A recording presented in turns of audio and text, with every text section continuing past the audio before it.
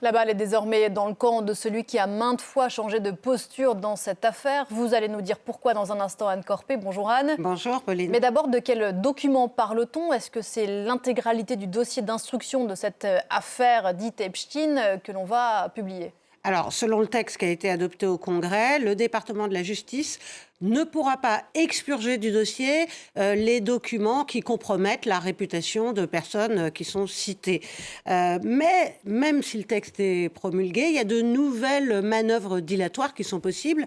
Le département de la justice pourrait demander notamment que les documents restent secrets jusqu'à l'aboutissement de l'enquête demandée la semaine dernière, lancée la semaine dernière par le département de la justice sous la pression de Donald Trump. Une enquête qui vise seulement les démocrates impliqués dans l'affaire Epstein et qui est d'autant plus douteuse, cette enquête, que il y a quelques mois, la secrétaire à la justice avait expliqué qu'il n'y avait plus matière à enquête dans ce dossier. Lors du débat à la Chambre, il y a plusieurs élus démocrates qui ont insisté sur le fait que Donald Trump n'avait pas besoin du vote du Congrès pour publier ces documents. Il lui suffisait de demander à Pam Bondi, la secrétaire à la justice, de le faire. Il ne l'a pas fait. Donc on peut s'attendre à ce que les choses traînent un peu, même si le camp républicain est sous une énorme pression de la part de sa base électorale. C'est cette pression, à un an des élections mi-mandat, qui a abouti au vote des élus et à la volte-face de Donald Trump. Donald Trump qui a instrumentalisé cette affaire Epstein tout au long de sa campagne avant d'être reconduit à la Maison-Blanche. Est-ce que là, d'une certaine façon, il est pris à son propre piège?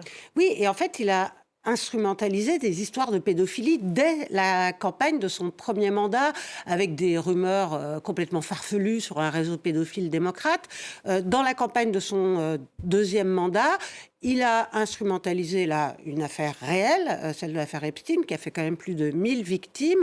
Et le thème de la pédophilie, celui des élites corrompues, des abus de pouvoir, des réseaux secrets, sont devenus une vraie fixation, une obsession au sein de son camp MAGA.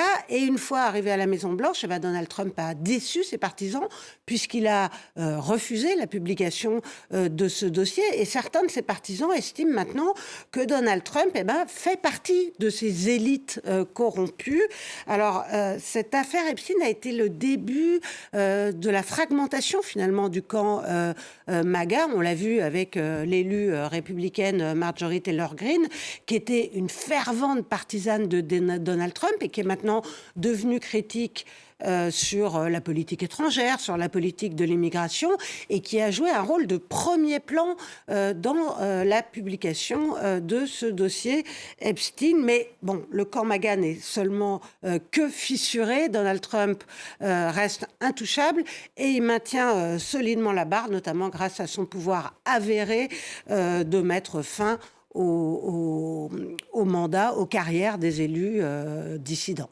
Les liens entre Donald Trump et Jeffrey Epstein sont publics. On le voyait sur les images d'archives à l'instant derrière vous. Ils étaient amis avant de se brouiller au début des années 2000. Est-ce que pour autant le président américain a quelque chose à craindre de ce qui pourrait éventuellement être publié ?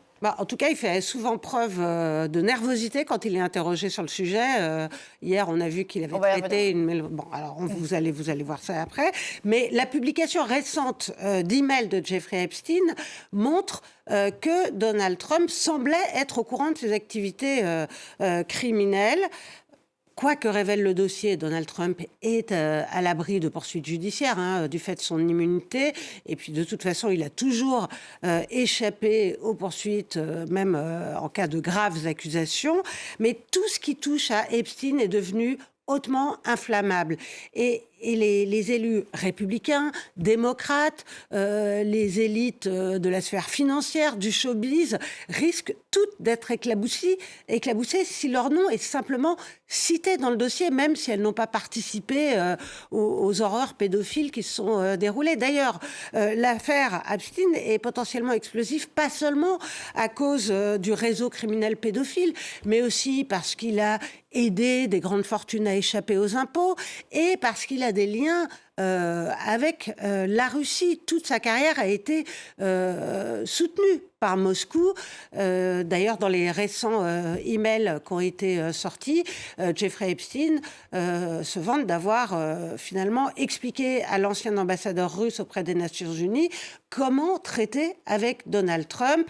Il y a eu un article édifiant publié sur le site Desk Russie qui montre à quel point les liens entre Jeffrey Epstein et Moscou ont été intenses et de longue date avec les plus hautes sphères du pouvoir au Kremlin.